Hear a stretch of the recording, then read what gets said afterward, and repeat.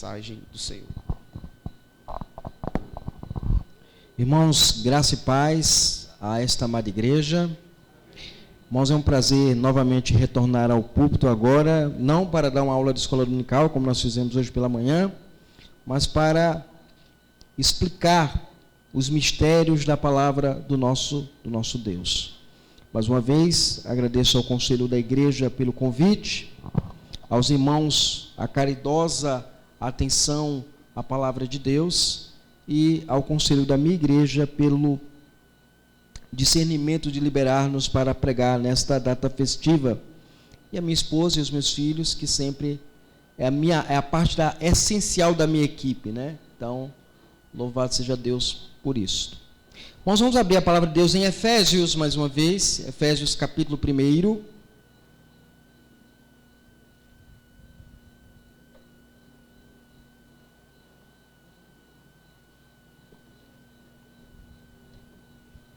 Versos 4 e verso 5, ok? Verso 4, a última parte, né, a última linha, e o verso 5. Efésios capítulo 1, verso 4, última linha, e verso 5. E em amor nos predestinou para Ele, para a adoção de filhos, por meio de Jesus Cristo, segundo o beneplácito da sua vontade. Eu quero explicar para vocês nesta noite agora o verso 5 da palavra de Deus de Efésios 1, ok?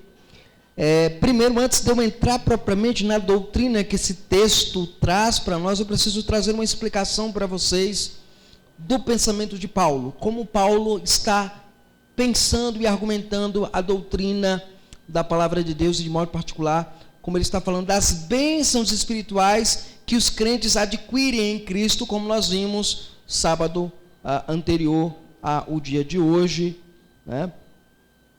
Sábado à noite. E é importante a gente considerar isso aqui. Na tradição reformada, nós discutimos doutrinas firmes, bíblicas, como a doutrina da eleição e a doutrina da predestinação. Como teólogos sistemáticos, porque todo presbiteriano ele se torna um teólogo sistemático, mas quando ele conhece a Bíblia ele se torna um teólogo bíblico, então uma coisa ajuda a outra. Então, como teólogo sistemático, nós pensamos assim: Deus decretou todas as coisas, depois Deus predestinou todas as coisas, e nessa predestinação eu tenho eleição e reprovação, ok? E aí, na ordem lógica do processo é esse: decreto, predestinação, eleição, reprovação. Na reprovação tenho a preterição, o deixar de lado, e a condenação, ok? Eu tenho esse aspecto teológico. Mas Paulo não entra nesse caminho. Notaram?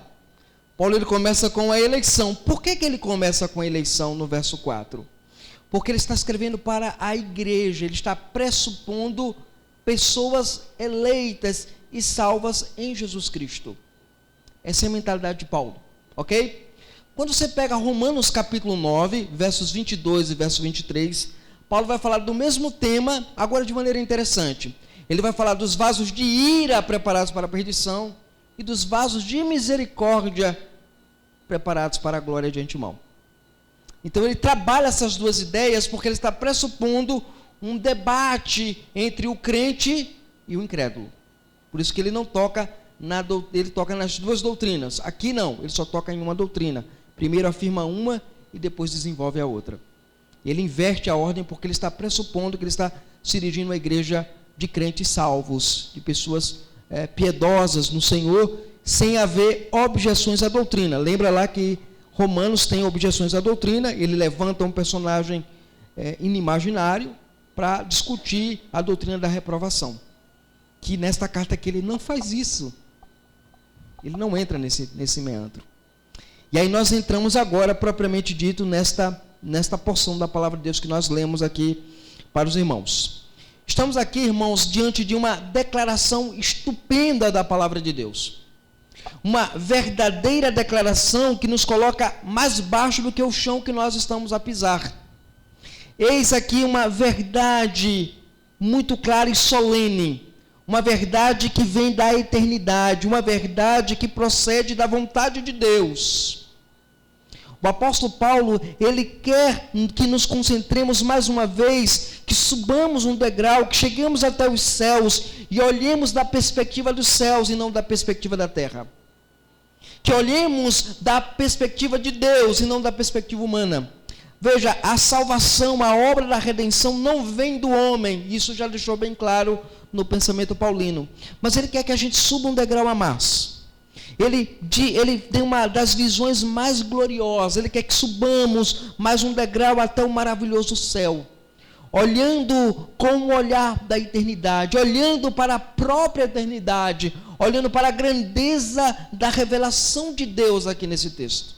A revelação de Deus aqui nesse texto, ela é gritante para nós. Ele diz, e em amor nos predestinou para Ele, para a adoção de filhos, por meio de Jesus Cristo, segundo o beneplácito da sua vontade. Veja quantas doutrinas nós encontramos nesse texto. Riquíssimas para nós. Mas veja, esse texto revela-nos grandes coisas sobre Deus e sobre a sua ação redentora sobre nós pecadores. Revela-nos a nossa ignorância sobre o seu ser e sobre a sua atitude e a sua vontade absoluta e soberana sobre todas as coisas. Eu quero tratar nesta noite com vocês da doutrina da predestinação. Uma doutrina que assusta, uma doutrina que gera polêmica, uma doutrina que as pessoas têm medo de ouvi-la, uma doutrina que as pessoas reservam para os seminários teológicos, para conferências de teologia reformada, e deixam a igreja na inanição, a igreja seca, a igreja sem a doutrina pura da palavra de Deus. Porque nós transformamos predestinação numa discussão especulativa e não numa doutrina prática e bíblica. E precisamos mudar essa perspectiva. O púlpito da igreja precisa ressoar que ela existe porque Deus predestinou. Porque nós estamos aqui há 24 anos, igreja? Porque um Deus soberano predestinou cada um de vocês. Trouxe vocês ao aprisco do Cordeiro. Trouxe vocês a adorar aquele que é absoluto sobre todas as coisas, aquele que é o supremo pastor da nossa alma. Por isso vocês estão aqui há 24 anos. Não porque foi um conselho que decidiu criá-los. Não foi porque um presbitério decidiu trazer uma igreja para Itaberaba. Não foi porque um irmão piedoso crente decidiu abrir um trabalho presbiteriano. Mas porque Deus na eternidade predestinou todas as coisas. Essa é a convicção da igreja.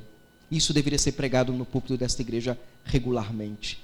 Lembrando a vocês que vocês não fizeram nada para que esse trabalho viesse aqui. Deus fez tudo para que esse trabalho acontecesse como o tem feito para a glória dele. Então, qual é a verdade que nós aprendemos aqui desse texto sobre predestinação? A primeira verdade que nós aprendemos sobre predestinação nesse texto, irmãos, é que a predestinação é uma doutrina que revela o amor de Deus. Isso parece ser um contrassenso para nós, porque no dia de hoje você escuta pessoas inimigas da verdade, inimigas da palavra de Deus, dizendo assim: se predestinação existe, eu não quero esse Deus carrasco, esse Deus do ódio. É bem aqui de imediato, irmãos, lidamos com um termo muito importante, é o verbo predestinou.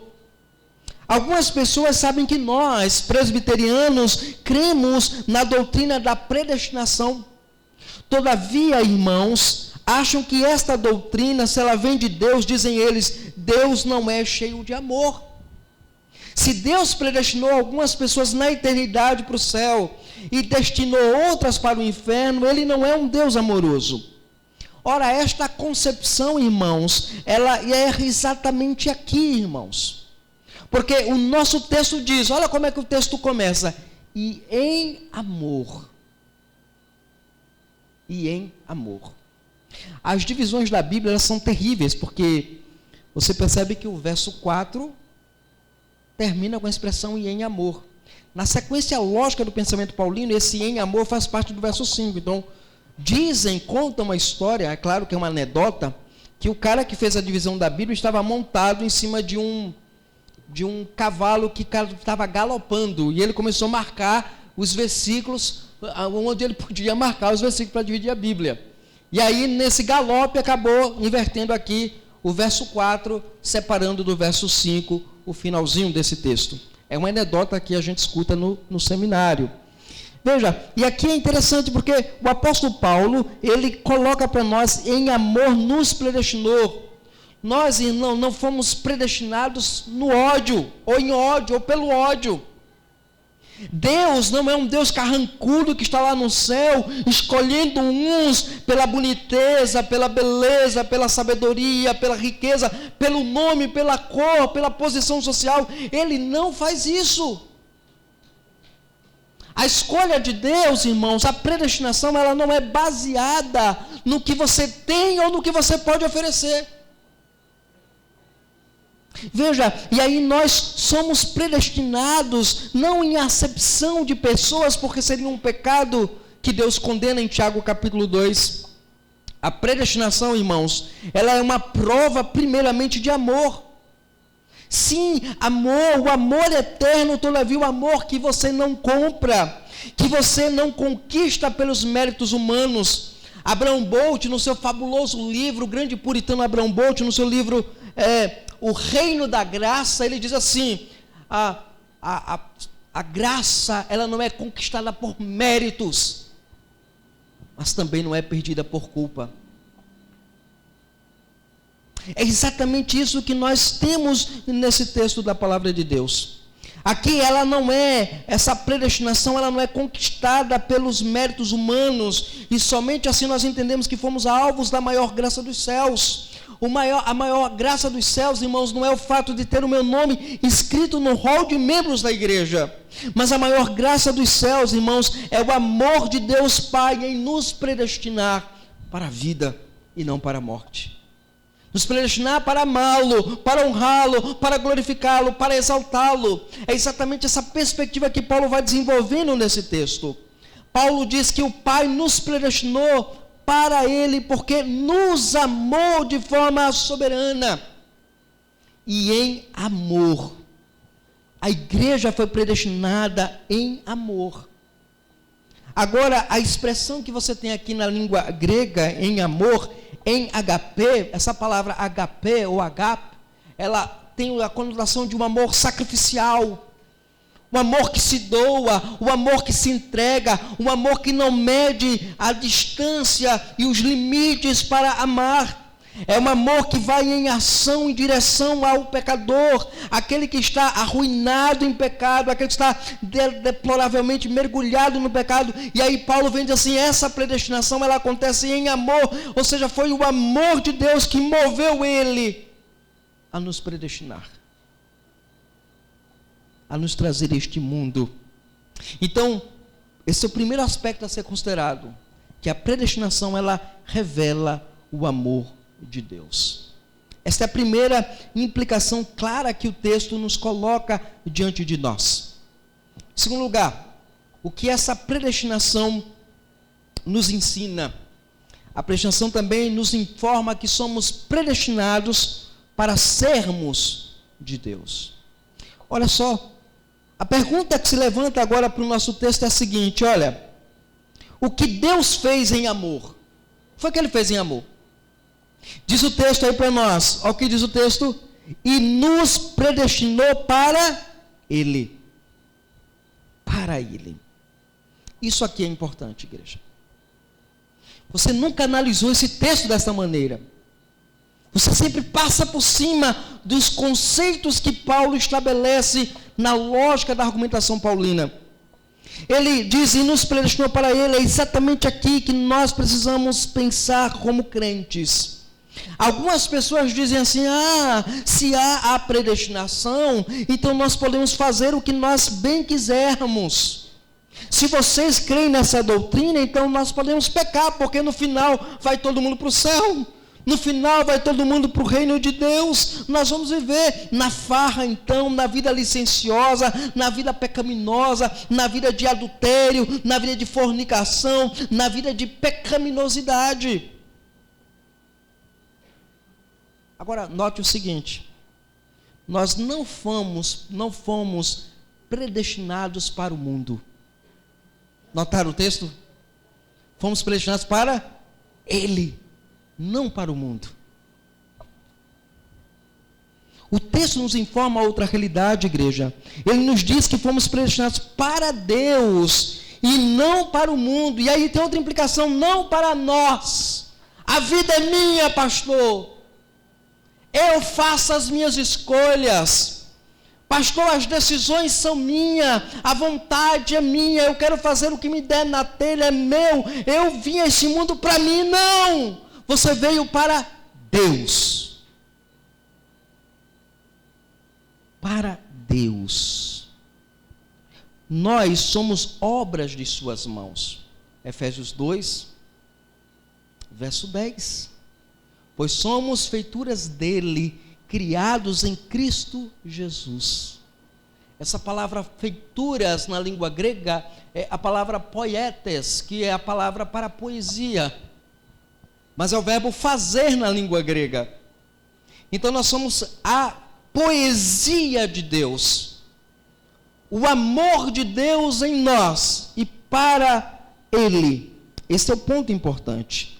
Nós somos obras de suas mãos, e como obras de suas mãos, nós devemos obedecer a sua palavra. Então, quando diz, eu fui predestinado para Ele, implica em obediência a Ele, em viver para Ele, em glorificar a Ele, em honrar a Ele. A minha vida de um crente predestinado é para visar a glória dEle, e não visar o meu bem-estar, e não visar a minha própria vontade sendo estabelecida e satisfeita, mas eu fui criado e predestinado para satisfazer a vontade dEle, para glorificá-lo. Por isso eu sou um crente em Jesus. Mas olha, note mais ainda esse texto, irmãos. Essa expressão ainda tem algo a nos dizer. Quando ele diz, e nos predestinou para Ele. Alguns aqui podem até dizer assim.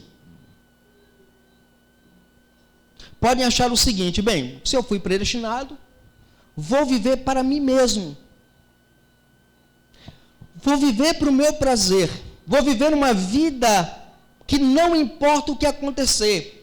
Ele já predestinou tudo. Ou como diz aquela música lá dos Titãs, lá atrás, antiga, a música Epitáfio, onde aquele rapaz, ele reflete sobre que ele deveria ter curtido mais a vida, vivido mais a vida, e num dado momento da música ele diz, o acaso vai me proteger quando eu andar distraído, e a razão dele cantar isso é porque ele vive a vida para ele, e não para Deus. Os fracassos nossos são muitas vezes porque nós queremos viver a nossa vida para nós, mas não para Deus. Precisamos mudar a nossa perspectiva de reflexão sobre predestinação. Então eu posso fazer o que eu quero, diz você. O que der na telha eu vou fazer. Veja, não é isso que a Bíblia diz. O nosso texto está dizendo que nós fomos predestinados para Ele. Ou seja, nós somos criados com o propósito de que a nossa vida deve ser sempre para Ele, direcionada a Ele. Tudo o que somos é para Ele, porque tudo é dEle. E a Ele merece toda a glória. Lembra de Paulo em Romanos, capítulo 33 a 36? Porque dEle, para Ele, por meio dEle são todas as coisas. Tudo é para Ele. Aqui a soberania de Deus absoluta e augusta é declarada nesta simples frase, nos predestinou para Ele. Mas ainda há algo a nos informar este vocábulo aqui. O vocábulo predestinou aqui, nos predestinou para Ele. Primeiro, é um verbo que está numa ação passada. Predestinou, que não pode ser repetida. Mas é uma ação que tem resultados duradouros. Ou seja, uma vez predestinados, os homens nunca poderão largar ou deixar a sua condição de predestinado, seja para a vida, seja para a morte. A segunda informação que esse verbo traz para nós é que o verbo mostra toda a ação vinda da parte de Deus, nos predestinou para Ele. Pois a voz do verbo, irmãos, ela é uma voz ativa em relação ao ser divino e passiva em relação a nós. Então ele deliberadamente decidiu predestinar todas as coisas, e isso nos leva exatamente para este ponto central. As coisas que ele predestinou, ele inclui o homem que foi predestinado para ele. Você pertence a Deus. Então para de achar que a tua vida é conduzida pela tua opinião. A tua vida, ela é conduzida pela vontade revelada de Deus nas Escrituras. O que Ele determina para a tua vida é teu dever obedecer. Isso nos leva para a nossa terceira proposição desse texto. Nós já vimos aqui na exposição 1 que essa é uma doutrina que revela o amor de Deus. Nós vimos também que somos predestinados para sermos de Deus. Mas em terceiro lugar, precisamos perguntar para o texto, qual é a finalidade da predestinação? Qual é a finalidade dela? Veja, o verso 5 diz, para a adoção de filhos. A adoção de filhos. Para a adoção de filhos. Isso aqui, irmão, é importante para nós. Sim, fomos adotados na família de Deus, e esta é a finalidade da predestinação. Para que sejamos adotados por Deus, através da pessoa de Cristo. O termo adoção aqui, irmãos, que aparece no texto, tem implicações gritantes para nós. A primeira verdade que nós temos na doutrina da adoção, expressa, associada à predestinação, é que por natureza, aprenda isso, anote isso. Por natureza, nós não somos filhos de Deus. Por natureza, ninguém é filho de Deus. Esta é a primeira grande implicação e verdade que o substantivo, a palavra ritosein, que aparece na língua grega, tem a nos ensinar. Ou seja, ele é um ledo engano quando nós, pregadores, dizemos assim, olha, que todos são filhos de Deus. Não, venha, você também é filho de Deus. Venha para o culto, venha ouvir a palavra, você também é filho de Deus. Não, você não é filho de Deus. O capítulo 2 de Efésios, na sequência paulina, ele vai explicar porque que ele disse que a adoção ensina que você não é filho de Deus. Porque você é filho da ira, como também os demais. Efésios 2, versos de 1 a 3. Filho da desobediência, como ele era, como todos nós éramos. Então nós somos por natureza filhos da ira. Paulo ele vai lembrar exatamente isso, que estávamos mortos em nossos delitos e pecados, que estavam arruinados na natureza pecaminosa e que éramos por natureza filhos da ira, como também os demais. Então o que é que Deus faz? Em amor Ele nos predestina e nos traz a adoção de filhos, revelando este amor, nos tirando da ira, da filiação da ira para a filiação do amor, para que a ira dele não caia sobre nós. Também tira de nós a chamada descendência ou filiação da desobediência, como diz o texto. Não é só ira, nós somos filhos da desobediência. Naturalmente desobedecemos a Deus, naturalmente somos rebeldes contra Deus. E o que Deus faz? Nos tira da desobediência e nos traz para a obediência pela aspersão do sangue que há em Cristo Jesus. Precisamos entender isso na Escritura como um todo.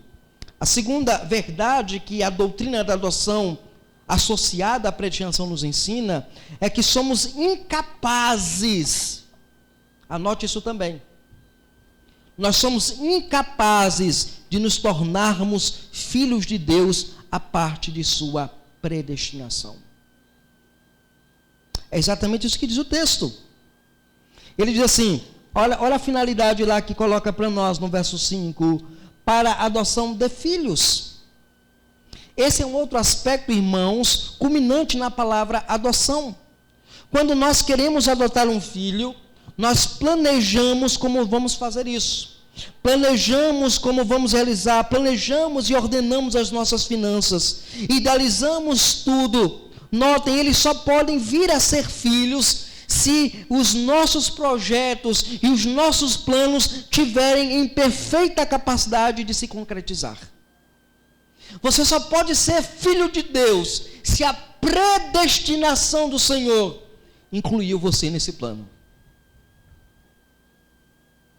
Percebe o quanto Deus planejou a eternidade para alcançar o seu coração?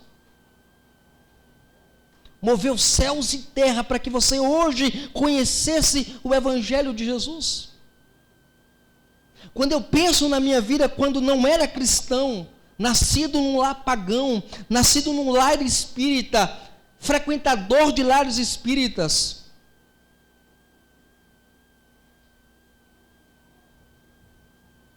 idólatra de Satanás, e Deus me chama para o Evangelho da graça de Deus, só pode ser explicado pela predestinação do Senhor. Notaram que não somos filhos, ou nos fazemos filhos por algum esforço nosso? Cabe aqui uma palavra importante sobre aquela doutrina chamada livre-arbítrio que as igrejas ensinam. Não cabe aqui boas obras também. Cabe aqui, mais uma vez, a escolha livre e soberana de Deus, sendo manifestada por causa da sua predestinação. Esse é o aspecto fundamental para nós considerarmos a gloriosa verdade do Evangelho, que provoca em nós duas atitudes. Qual é a atitude? A primeira atitude, humildade. Deus me quis em sua família. Já parou para pensar nisso? Deus quis você na família dele. Quem é a família de Deus? A igreja. A igreja é a família de Deus. Efésios vai dizer isso também. Paulo, quando ele escreve, por esta causa me ponho de joelho diante de Deus, orando por sua família, que é a igreja. A igreja é a família de Deus. Então ele quis na família dele. Isso deveria provocar humildade em você. Deus, ele me amou desde toda a eternidade para me fazer filho seu. Agora volta lá atrás e pensa na história da redenção. Todo sacrifício imolado no Antigo Testamento, todo animal imolado, todo o projeto de Deus arquitetado para lhe tornar filho dele por adoção. Não porque você merece, mas porque ele lhe amou. A segunda atitude que essa doutrina traz a nós, além de humildade, é louvor. Louvar a Deus, irmãos, por tão grandioso amor, imensurável amor, amor incalculável, amor que nos fez ser filhos por adoção. Ah, pastor, eu queria ser filho natural. Não se preocupe com isso, porque o filho natural sofreu toda a ira de Deus na cruz, para que você, filho adotivo, não tivesse que passar por aquela ira. Aqui está o ponto belo da doutrina da adoção. Você foi adotado em Cristo Jesus, nesse sentido. E aí entra o segundo aspecto dessa doutrina aqui, é que a finalidade não é só a adoção. A finalidade é que Jesus Cristo se torna o instrumento pelo qual nós somos adotados na família de Deus. Volte lá para Efésios 1, verso 5, mais uma vez. Ele diz, para a adoção de filhos por meio de Jesus Cristo. Por meio de Jesus Cristo. Mas nós temos aqui que esta adoção nunca vincula-se somente à predestinação. Ela precisa de um mediador. Observe o nosso texto mais uma vez. Ele diz, por meio de Jesus Cristo. Cristo, irmãos, é o mediador do seu povo. Ele é o resgatador do seu povo. É por meio de Cristo e por causa de Cristo que podemos ser inseridos e trazidos no seio da família de Deus. Pois é precisamente isso que vemos aqui na língua grega. Literalmente no grego nós podemos dizer assim: por meio de Jesus Cristo, para Ele. Veja, eu me tornei predestinado para Deus, não porque simplesmente as circunstâncias me levaram, mas porque o Cristo na cruz morreu, me redimiu, me resgatou, e o Espírito Santo me chamou, e para Ele eu vou. Em outras palavras, apenas em Cristo somos entregues ao Pai. Ninguém é entregue a Cristo ao Pai sem a pessoa de Cristo. Somente em Cristo temos acesso à casa do Pai. Não é isso que Jesus disse? Lá em João capítulo 14. Não se turbe o vosso coração, credes em Deus, credes também em mim. Na casa de meu Pai há muitas moradas. Se não fosse assim, eu não vos teria dito. Não é essa a perspectiva bíblica que nós encontramos na Escritura? Jesus vai dizer no mesmo capítulo 14: ninguém vem ao Pai senão por mim. Porque eu sou o caminho, a verdade e a vida. Ninguém pode se chegar ao Pai sem o Filho. Ninguém pode conhecer o Pai se não conhecer o Filho. Ninguém pode dizer que está nas mãos do Pai sem estar nas mãos do Filho. João capítulo 10. Eu sou o bom pastor dará vida pelas suas ovelhas. Então nós temos a pessoa do Filho sendo o fundamento dessa adoção, desta graça mediadora, pactual, na pessoa bendita de Cristo. Veja mais uma vez a ênfase de Paulo no verso 5: e nos predestinou para Ele, para a adoção de filhos, por meio de Cristo Jesus. E aí eu aprendo uma coisa: a salvação ela nunca é pela fé. A salvação ela é pela graça, por meio da fé na pessoa bendita de Cristo. Isso é importante para nós. É em Cristo que eu tenho acesso a esse glorioso Evangelho. É em Cristo que eu tenho acesso à mesa do Senhor.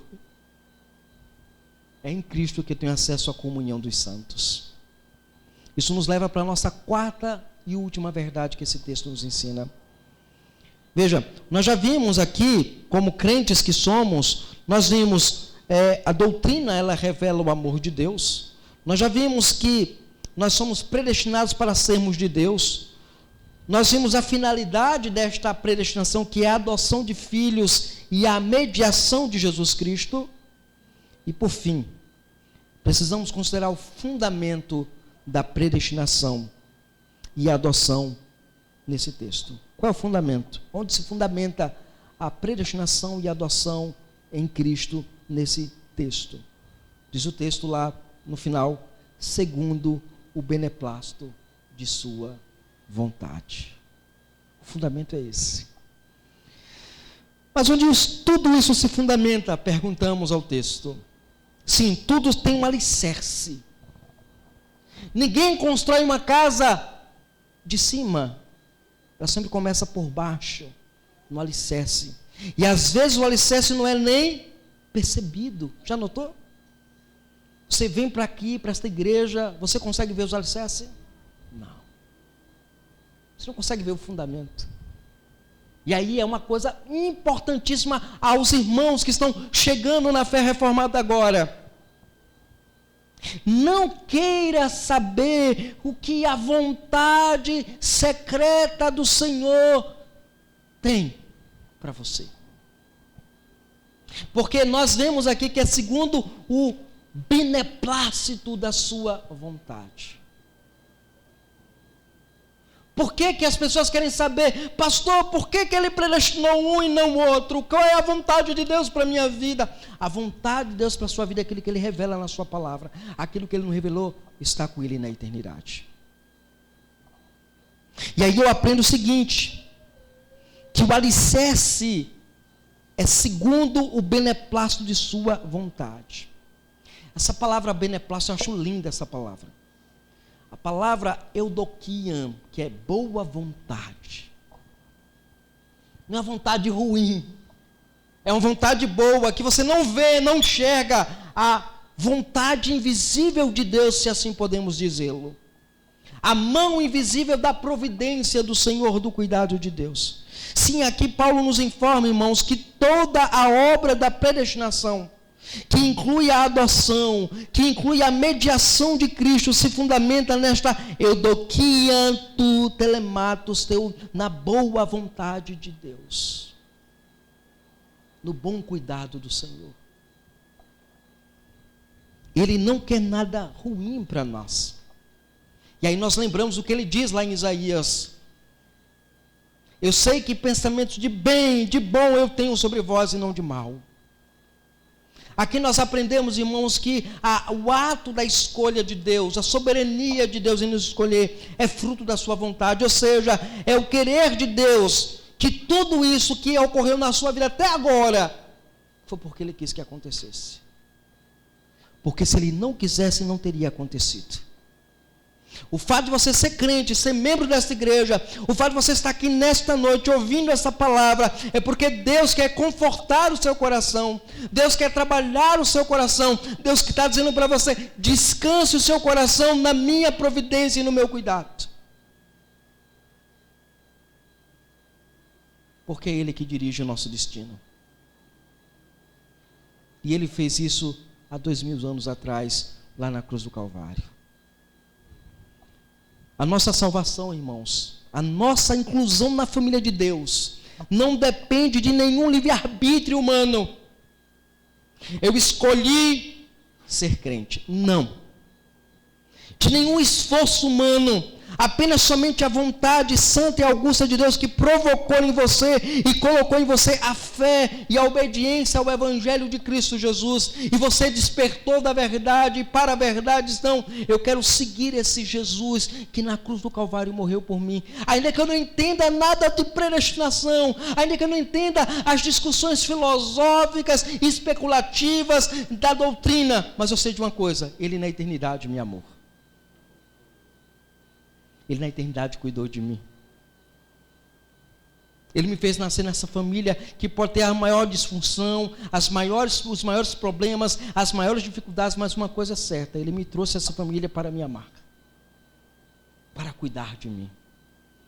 Por isso que hoje eu conheço o Senhor, por isso que eu conheço o amor benevolente do Senhor. Eu não sei o segredo da sua vontade revelada na Escritura, mas eu sei de uma coisa: que aquilo que Ele revelou na palavra é a vontade dEle para a minha vida. Mas um detalhe importante: nós aprendemos aqui que o seu propósito, o conselho de sua vontade, note, Ele não pede conselho a ninguém. Ele não perguntou assim: eu posso salvar você? Eu posso lhe redimir? Não. Ele simplesmente foi lá e fez. Porque você não tinha condições e capacidades assim: eu quero. Porque nem isso você queria. Ele não pede conselho a ninguém, e a sua vontade é o seu próprio conselho, o seu executar de tudo. O que nós temos e o que nós somos pertence a Ele. Diante disso, que verdades nós podemos aprender desse texto e aplicar a nossa vida como igreja do Senhor?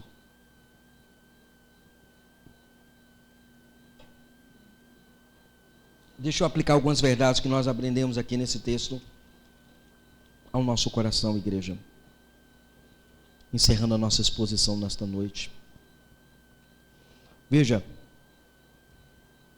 aqui o Senhor, nosso Deus, nos ensina que o seu projeto é um projeto amoroso. Ele nos amou na eternidade. Isso deve trazer paz e conforto ao seu coração. Ainda que ninguém no mundo me ame, ainda que alguém no mundo não queira o meu bem, eu sei que há um Deus nos céus, Criador de todas as coisas, que em amor me chamou para Ele, me atraiu para Ele. A segunda verdade que nós aprendemos nesse texto, irmãos, é a gratidão que devemos ter a Deus por Ele ter nos adotados na família dEle através de Jesus Cristo. Como filhos adotados, devemos agradecer ao Senhor, porque nós não merecemos a família que nós temos, a igreja. E não merecemos o Pai que nós temos, o nosso Deus. Mas Ele quis nos chamar para si, nos acolher, nos amar. E cada domingo, quando nós celebramos a ceia do Senhor, é essa comunhão que Ele fala: você pertence à minha família, você pertence ao meu rebanho, você é fruto do meu amor por você. A terceira e última verdade que nós aprendemos nesse texto, irmãos, é que a sua história, ela não parou na sua conversão. A sua história, ela continua debaixo do supremo propósito da vontade de Deus. Ele vai continuar governando a sua vida até o último dia que Ele lhe chamar de volta para o reino celestial. Que nós possamos confiar no Senhor Jesus como aquele que nos sustentará durante toda a jornada. Jesus disse que nós não teremos uma vida fácil aqui, mas Ele disse que teremos uma chegada segura, porque é a vontade do Pai que nos mantém de pé. É a predestinação do Senhor que nos mantém de pé. É a graça do Senhor que nos convida a amá-lo e a honrá-lo por aquilo que nós somos e aquilo que nós temos. Que nós possamos, irmãos, como igreja do Senhor, amar o Senhor exclusivamente em sua graça, em seu amor e em sua bondade. Que nós possamos fazer isso, irmãos, como povo de Deus, e dizer: Senhor, obrigado pela predestinação, obrigado pela adoção, mas principalmente obrigado por Jesus Cristo, porque foi Jesus que nos amou na cruz do Calvário, revelando todo o projeto de Deus para as nossas vidas. Que Deus nos abençoe, que Deus aplique essa verdade em nossos corações. Amém e amém. A palavra